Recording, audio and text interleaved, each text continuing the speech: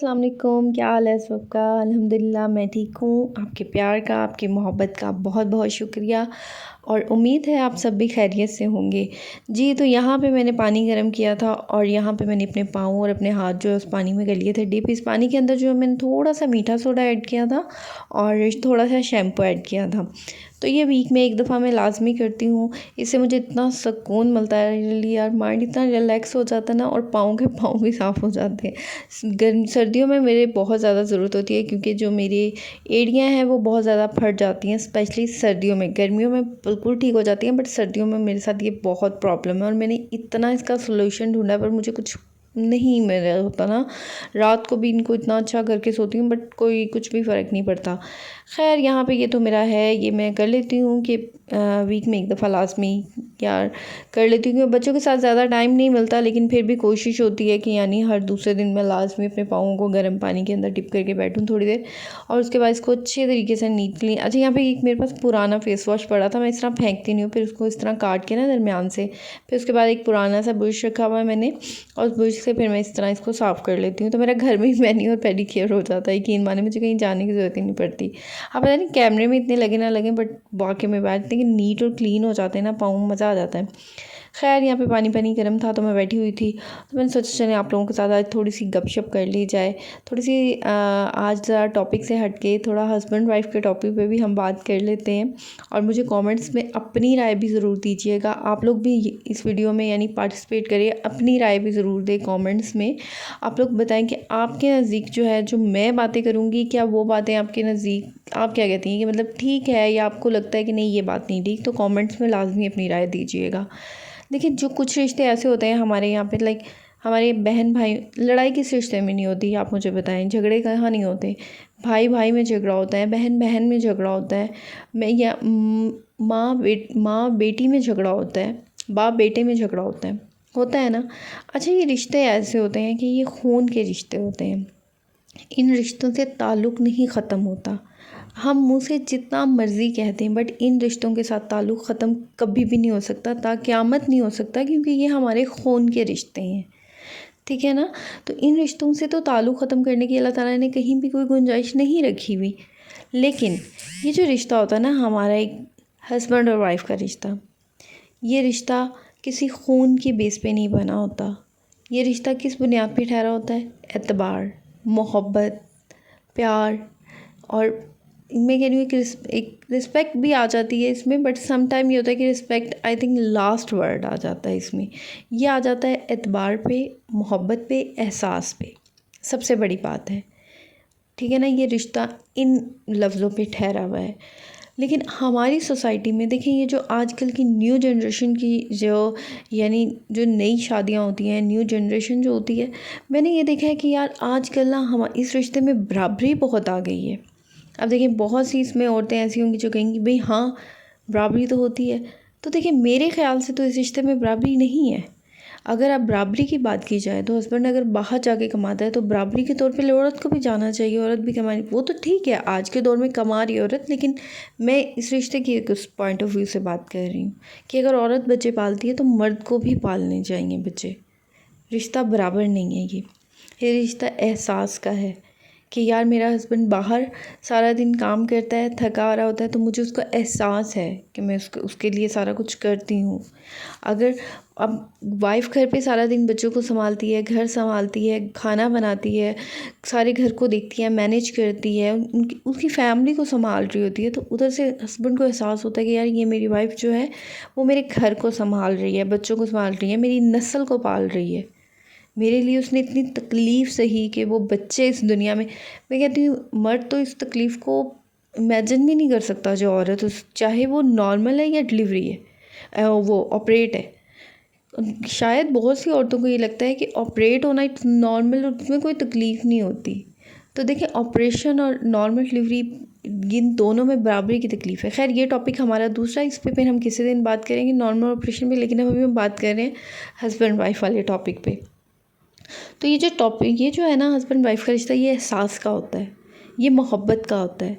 और मेरे ख़्याल से मेरा जो जितना है, मैं जो कहती हूँ कि अगर सम टाइम अगर लड़ाई झगड़ा आप देख रहे हैं कि किसी पीक पे पहुँच गई है, तो अगर एक पार्टनर चुप नहीं कर रहा तो मेरे ख़्याल से किसी दूसरे पार्टनर को झुक जाना चाहिए। और झुकने से अगर आपका एक रिश्ता बच रहा है तो उसको बचाएं, उसको उसको ख़त्म मत करें। थोड़ा सा आप देखिए, जब एक एक आपको मैं बताऊँ, जब एक औरत या एक लड़की जो होती है ना, जब वो शादी करके एक फैमिली में आती है ससुराल में, तो एक लड़की जो होती है ना, उसके सब उसके रंग में नहीं रंगेंगे, उसकी तरह नहीं ढलेंगे, बल्कि उस लड़की को उनके रंग में रंगना पड़ेगा, उनकी तरह ढलना पड़ेगा, उनकी तरह रहना पड़ेगा, उनके रहन सहन को अपनाना पड़ेगा। बट हमारे आजकल माशरे में क्या हो रहा है, सोसाइटी में लड़कियाँ कहती है नहीं, हमने उनका नहीं तर्ज अपनाना, बल्कि जो मर्द है वो हमारी तरह ज़िंदगी गुजारे। भाई वो किस तरह आपकी तरह ज़िंदगी गुजारे? आपने उसकी तरह ज़िंदगी गुजारनी है, वो आपकी तरह ज़िंदगी नहीं गुजारेगा। आपने उसके रंग में रंगना है। आप अगर, जब मैंने एक चीज़ देखी है, जब हम मर्द को अपने रंग में रखने की कोशिश करते हैं ना, मर्द को अपने असूलों पे चलाने की कोशिश करते हैं, तो रिश्ता रिश्ता जो होता है ना, वो डगमगा जाता है। क्योंकि मर्द कभी भी आपके असूलों पे नहीं चलेगा, उसके अपने असूल होते हैं। और मेरे ख्याल से औरत को उसके असूलों पे चलना चाहिए, ना कि अपने नए असूल बनाने चाहिए उसके लिए। हाँ, एक एक लेवल आता है कि जब आपकी सुनने सुनाने में अगर बात की जाए तो यार, मर्द को भी औरत की बात सुननी चाहिए। कुछ अगर उसको उसके कुछ अच्छे असूल हैं तो वो मर्द को भी अपनाने चाहिए। लेकिन मेरे ख़्याल से 100 में से 20% ही मर्द अपनाता है, बाकी 80% तो औरत को ही करना पड़ता है। दूसरा ये कि यार, आजकल एक बड़ा है कि यार, उसने बोला है ना मेरे माँ बाप के बारे में, बहन भाइयों के बारे में, तो उससे बढ़ चढ़ के औरत उसको जवाब दे के बताएगी, तेरी तो माँ ऐसी है, तेरी तो बहन ऐसी है, तेरा तो भाई ऐसा है। हकीकत है।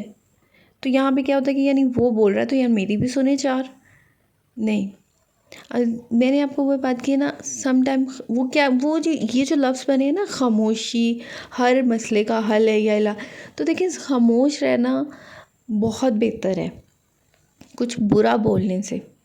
अब देखिए, उसने आपकी फैमिली के बारे में बुरा बोला, आपने भी बोल दिया ना, तो गुंजाइश तो कहीं भी नहीं रही ना, आप भी तो उसके बराबर की टक्कर की बोल रही हैं, ठीक है ना। तो यानी अगर वो बुरे अल्फाज, गंदे अल्फाज बोलता है तो बोल तो आप भी रही हैं। तो फिर जब बातें फैमिली में चार बड़ों के दरमियान में बैठ के बात होती है, तो क्या होता है, सारी कीचड़ किस पे उछाली जाती है? औरत पे। तो मुझे समझ नहीं आता कि औरत इस कीचड़ से बचने के लिए उस लम्हे चुप क्यों नहीं हो जाती थोड़े सा। बहुत सी लड़कियां मैंने देखी हैं जो नहीं होती सम टाइम। और मुझे एक ना वो इंतहाई औरतें बुरी लगती हैं यार, उनकी शादी को हो गए हैं 10 साल, हो गए हैं 15 साल, हो गए हैं मतलब 6 साल 7 साल हो गए, लेकिन उन्हें अभी तक अपने हस्बैंड की नेचर का नहीं पता चला कि यार मेरे हस्बैंड किस वक्त इनको गुस्सा है, किस बात करने से ये चिढ़ते हैं। पता चल जाता है यार हमें, लेकिन कुछ औरतें हैं जिन्हें नहीं पता चला। वो क्या करती हैं, वो जान के हस्बैंड को प्रोवोक करती हैं, ऐसे उंगली करती हैं कि वो अगला बंदा चिढ़ जाता है। और ये मुझे इंतहाई जहर लगती हैं वो औरतें जो ये करती हैं। तो ऐसे नहीं ही करना। देखिए, जहाँ मेरे ख़्याल से तो ये जो रिश्ता होता है ना, एक ट्रस्ट, एक एतबार होता है जो औरत को मर्द पे और मर्द को औरत पे होता है। जहाँ पे आपका ट्रस्ट ख़त्म हो जाता है ना, इस रिश्ते में दरार आ जाती है। जहाँ पे एहसास ख़त्म हो जाता है एक दूसरे का, तब तो ये रिश्ता बिल्कुल एंड पे होता है। आपको एहसास नहीं होता, आपको एतबार नहीं होता। मोहब्बत मोहब्बत तो फिर चले, अगर मोहब्बत ना भी हो ना, तब भी औरत और मर्द जो होता है ना, रिश्ते को घसीटती रहते हैं बच्चों की खातिर। एक तो आजकल बच्चों की खातिर बड़ा घसीटते हैं रिश्ते को। तो ये कि कहीं ना कहीं इसमें एहसास और जो है ना, वो क्या कहते हैं, एतबार का आंसर, वो हमेशा रहना चाहिए। एहसास होना चाहिए।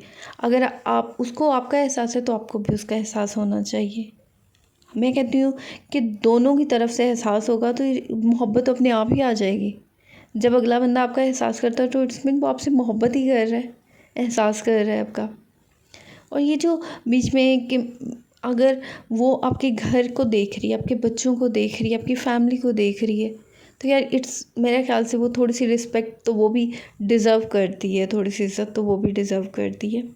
लेकिन कुछ जो होते हैं तो ये होता है कि यार मतलब कुछ मर्द होते हैं जो शायद मोहब्बत, एहसास और एतबार के लफ्ज़ से बिल्कुल नाशना होते हैं। उनको पता ही नहीं होता कि यार इस तरह से भी कोई लफ्ज़ हैं, नावाकिफ़ होते हैं, बिल्कुल उनको वो आशना ही नहीं होते इस वर्ड से। उनको पता ही नहीं होता कि यार कुछ इस टाइप के भी ज़िंदगी में हैं। वो उनकी अपनी ज़िंदगी होती है, वो अपनी ज़िंदगी इंजॉय कर रहे होते हैं। उनको नहीं पता होता हमने किसी की बेटी को भी घर लेके आए हुए हैं। वो लोग नहीं, उन्होंने क्या होता है, उनके कहते हैं भाई ये फैमिली वाले लेके आए हैं भुगते। भाई क्यों भुगते? अच्छा तो मतलब ये जो बच्चे यहाँ कहाँ से पैदा होते हैं फिर, वो मुझे समझ नहीं आती। तब नहीं उस चीज़ से आप नाकम वाकिफ़ नहीं होते। तो ये चीज़ें हमारी सोसाइटी में भरी पड़ी है मसाले। तो मेरी तो एक छोटी सी एक कह लेंगे कोशिश थी कि अगर मैं चाहे कि इस रिश्ते में सबसे अहम चीज़ क्या है, इस रिश्ते को कौन सी चीज़ जो होती है, अगर थोड़ा सा आपको झुकना पड़ रहा है लड़ाई झगड़े में तो यार कोई बात नहीं, आप झुक जाएं, एक रिश्ता बच रहा है उसके झुकने से। तो इसमें कोई बड़ी बात नहीं अगर आप थोड़ा सा झुक जाएंगे।